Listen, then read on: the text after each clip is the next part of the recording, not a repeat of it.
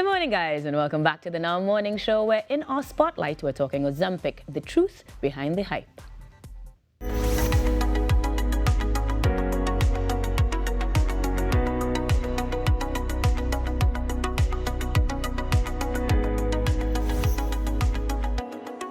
Dr. Chad Bisambar, diabetes specialist and endocrinologist, joins us this morning to speak about Ozempic, something that we have seen trending throughout social media, throughout printed media, and more. And this morning, we're going to find out what the truth is underneath it. Good morning, Dr. Bisambar, and welcome.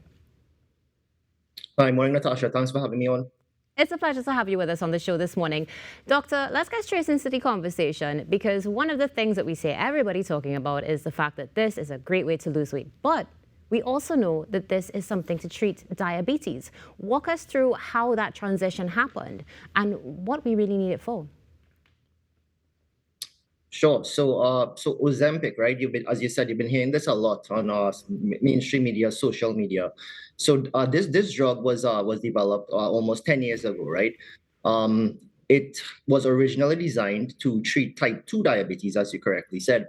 What it does, it helps your pancreas secrete more insulin when you eat food, right? Now, in the clinical trials, however, a lot of patients reported that they lost a lot of weight. And the company then said, okay, let's delve into that a bit more. So what they discovered, the same receptors that the drug targets on your pancreas, it also targets those receptors on your stomach. And it delays the emptying of your stomach. So you feel really full. They've also discovered it works on a part of the brain called the hypothalamus. And the hypothalamus controls appetite and, very importantly, cravings. So a lot of people have a reduction in foods that they crave as well. So then they said, wait, these are really safe ways for people to help lose weight. And they marketed the Ozempic drug as Wegovy. And that formulation at a higher dose has been FDA approved for weight management. So that is how the drug came from being a type 2 diabetic drug to a drug to treat obesity and people who are overweight. Dr. Bisambar, one of the things that we would have seen over the past year or so in Trinidad and Tobago was the conversation around Ozempic, and some were saying that it was not approved for use in TNT. Is that the case as of right now? Yeah, so I wouldn't say approved, but I'll say it's not registered for sale in Trinidad yet. I believe the problem is that there's not enough supply in the world right now to send out to new countries. I have talked to the distributing company, and they basically said they will try to work with the drug company in Denmark. This is Novo Nordisk over the next year or so to try to get this drug registered, where you could just go into the distribution firm with your prescription from a specialist, and you would be able to obtain this drug. But currently, at this present time, Ozempic, neither Mounjaro, none of them are registered for sale. However, if you go through the correct channels and a specialist prescribes it, you may be able to obtain on an individual basis, a prescription for Ozempic. Right. Now, one of the things that is registered, of course, for diabetes, type 2 diabetes in Trinidad and Tobago would be the standard Metformin, also known as glucophage, that many people do use. Is it that once we do see Ozempic come on stream in our country, this could start to transition people from using that to the Ozempic? And would it be more beneficial to our population? Yeah, so Metformin is a really, really old drug. However, it is a really good drug once used correctly. You also hear a lot of potential risk with Metformin. Now, a lot of people think it damages your kidney, right? But what I tell patients, look, it's your diabetes that damages your kidney, right? But if you already have kidney damage, you just have to be careful with using Metformin. But Metformin itself doesn't damage your kidney. Now, Metformin is sort of your staple drug, right? It's like your first drug on most international guidelines still. So a lot of times we would probably consider adding on a drug like Ozempic to your Metformin, and they really work well together. Now, of course, if somebody cannot tolerate Metformin, you could probably use Ozempic or drugs similar to Ozempic alone. But Metformin will always have a place in management for type 2 diabetes. And Dr. Bisambar, one of the things that we also know comes with Metformin would be some of those side effects. As you said, some may not be able to manage it. What about side effects with Ozempic? We've seen so many things trending on social media and some misinformation as well when it comes to what can happen when you take Ozempic. Yeah, of course. So you see a lot of proper information, but you also see a lot of misinformation. So one of the most common things that patients would describe, of course, if food is in your stomach for a longer period of time, you will feel full, you may feel bloated, you may feel nauseous. Now, how do we counteract those effects? We start the patient on the lowest possible dose, and then over maybe a month or so, we try to increase the dose. Now, you would always, the reason why you feel full, as I said, food is in your stomach for a long time. So of course you don't want to go and eat a big, heavy, spicy, oily meal as well, right? So your lifestyle, your food choices, your food sizes, your food contents also have to change to help mitigate those side effects. So you would encourage a patient to eat more protein, more vegetables, maybe less of the high glycemic carbohydrates, and smaller portions of food throughout the day, right? But you have to get enough protein because you don't want to lose muscle, you want to lose fat mass. And you also have to put in very nutritious food because if you aren't eating enough, you may not get your micronutrients as well. So the most common thing you would see is stomach side effects. Now, there has been a discussion about certain types of cancer. Now, during the initial phases, Ozempic was linked in rodents or rats with a rare form of thyroid cancer called medullary thyroid cancer. However, there was a massive study done recently in the Scandinavian countries where that cancer is of highest prevalence. And they basically said, look, the people who are on Ozempic in our population, there has not been any increased risk of this rare form of thyroid cancer. But what the company would say is that, okay, if you have a personal or family history of medullary thyroid cancer, be very careful with using Ozempic. The other thing you would also see is this thing called pancreatitis or pancreatic inflammation.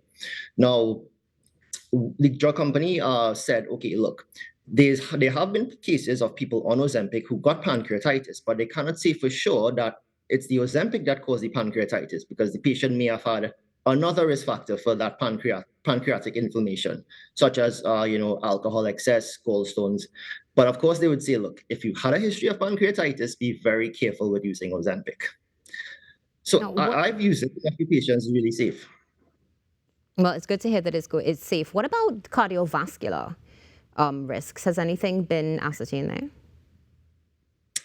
So it's really good that you mentioned that. So if you look at the FDA indications for prescribing Ozempic or semaglutide, one of the main indications right now is if you are type 2 diabetic and you have established cardiovascular disease, it can actually reduce the risk of further cardiovascular events.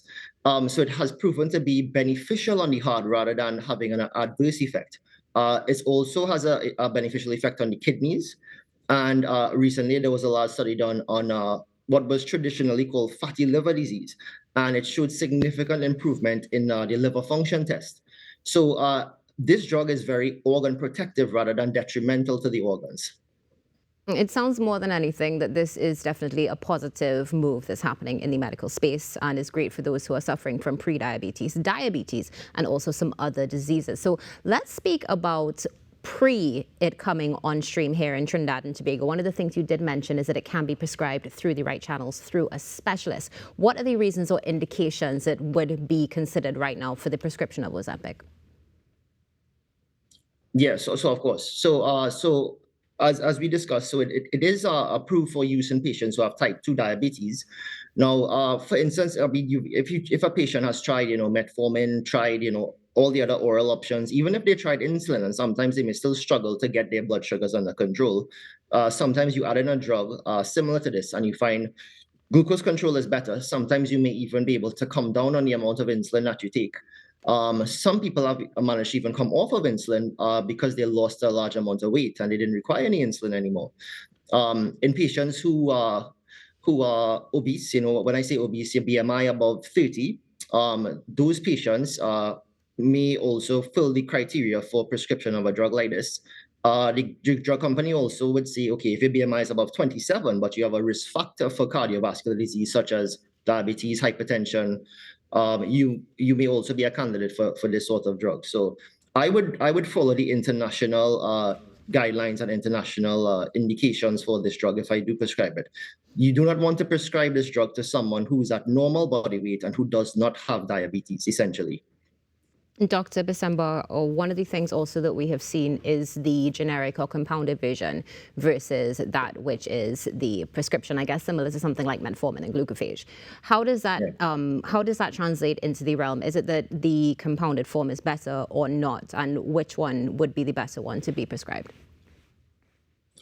Yeah, so I believe the compounded formulations, they were allowed to be made because there was a shortage of the original product at some point in time. But very recently this year, I believe it was April, the Food and Drug Administration, or FDA, basically said, okay, there's no more shortage of the original drug. We should not be manufacturing or selling the compounded or generic versions anymore. Um, Now, those compounded drugs, they have the active ingredient, which is the semaglutide, but they also have other ingredients that we don't know about, right? So we can't really say that these drugs are safe, right? Now, it is still semaglutide, right? And it still is a prescription drug.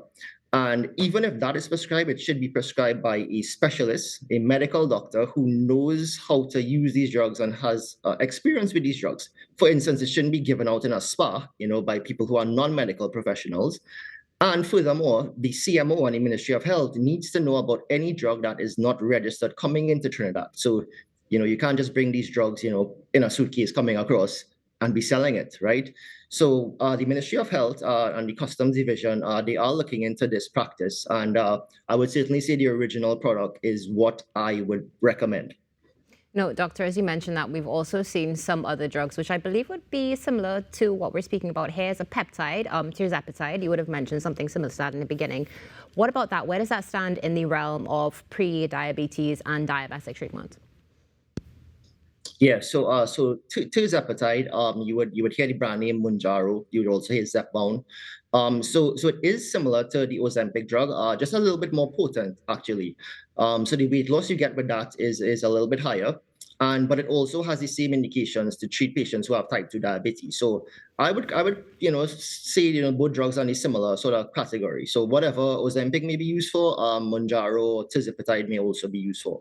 Now, Doc, one of the things we also know for many people is that once you're prescribed metformin, many times people end up on it for life. Is this the same thing when it comes to semaglutide? Yeah, so it's a really good question. So I think it would depend on the individual patient, right? Now, if a patient has type 2 diabetes, you start them on a drug like this, you get their blood sugars within normal range and their HbA1c, which is their average blood sugar, into the normal range. The question is, what do you do at that point? Now, some people may choose, okay, to stay on the drug because it's working well for them and it keeps their blood sugars maintained. Now, of course, these drugs are very costly, right? Now, some people may say, okay, my blood sugars are fine. Let me come off the drug and see, if I could maintain it on my own, or maybe just use a oral tablet, which is a bit cheaper and more affordable, that like metformin. Could I maintain it with that now? And also with the weight loss. Now, if you achieve your target weight on a drug like this, the question is, if you come off the drug, would you regain the weight? Now, I always tell patients, look, you spend a lot of money on this drug, you achieve your target weight. Now you have to try to continue your same lifestyle measures off of this drug if you want to come off to keep your weight at a stable level. If you revert to the same behaviors that you did, before taking the drug, of course the weight would come back. So it always depends on the individual patient and how hard they're willing to work, I would say. One of the things you just would have mentioned, doctor, would have been the price, which I know for those who are interested and would like to attempt to try it, it's definitely going to be a challenge. Do you think in the future, just given, of course, your history, experience, and what you've seen with medication, this is something that could eventually be mainstreamed, or will it remain at the higher tier? Yeah, so I think as we get these drugs available in our country, hopefully within the next year or two, the insurance companies should help patients with coverage, especially those with type 2 diabetes. And yeah, I think the cost would come down, but the drugs are in very, very high demand still, a lot of people are trying to source it abroad, and they may get it cheaper abroad. So yes, I think it would improve over time, and there's more and more of these drugs in trials currently. And Ozempic and Mounjaro may soon actually be outdated because their drugs are even, more potent than those coming out. So it's really, really interesting, the atmosphere right now in terms of these medications. It definitely is interesting. One more question when it comes to the administration of these drugs that we're speaking of this morning. We've seen from, well, again, social media and news and journals that it is administered via an injection. Is it that it is going to stay this way, or will it eventually be able to transition to an oral dose? Yeah, really good question. So there's actually already a oral form of semaglutide or oral form of Ozempic. It's called Rybelsus, right? However, Rybelsus only works to target the diabetic part of it. It does not really help with the weight part of it. So it's a bit less popular than the Ozempic drug. So I think for now most of these drugs, in order to tackle both blood sugar and weight loss, they would be injectable. Now the injectable drugs, Ozempic, Mounjaro, are only administered 1 day for the week. So I think that's a good move because traditionally, the previous forms of the drug, they were administered probably once a day, sometimes twice a day. So they are making them a bit longer acting. I don't know if there's any that would be administered once per month, probably, but as I said, there's a lot of stuff in the pipeline, in trials that may soon be available. So, but the injectables certainly work a bit better in terms of the weight loss effect than the tablets. Well, Dr. Bisambar, thank you so much for joining us this morning, and thank you for providing some clarity on this situation, because admittedly, we definitely see a lot of it being advertised, so it's good to know where we stand. Have a great day and have a great long weekend. Okay, thank you so much, Natasha. You as well. Thanks for having me on. It's a pleasure. Dr. Chad Bisambar with us this morning, diabetes specialist and endocrinologist, breaking down what Ozempic is and some of the other things that we've been using throughout the world. Stay tuned. Trinidad and Tobago will be back in a few moments with the Now Morning Show.